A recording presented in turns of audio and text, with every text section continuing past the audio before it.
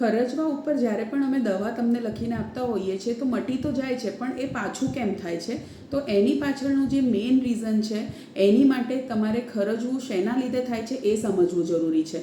તો જ્યારે પણ તમારી સ્કિન ડ્રાય થઈ જતી હોય, રફ થઈ જતી હોય અને એની ઉપર તમને ખંજવાળ આવતી હોય છે, તો તમે નખ અથવા ધારવાળી વસ્તુ લઈને એને ખંજવાળી નાખો છો અને કન્ટિન્યુઅસલી ખંજવાળ કરવાના લીધે તમારી સ્કિન ત્યાંની કડક થઈ જતી હોય છે, જાડી થઈ જતી હોય છે અને કાળી પડી જતી હોય છે અને અમુક વાર એમાં ચીરા પણ પડતા હોય છે.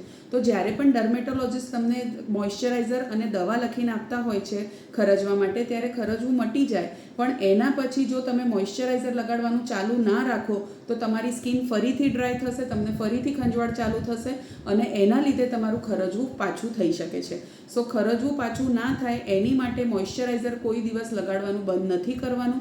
એ રેગ્યુલરલી દિવસમાં 3 થી 4 વાર લગાડવાનું અને જો બાય ચાન્સ તમને ખંજવાળ આવે તો હાથથી કે રૂમાલથી ખંજવાળવાનું, નખ કે કોઈ પણ ધારવાળી વસ્તુ યુઝ ના કરવી. Thank you.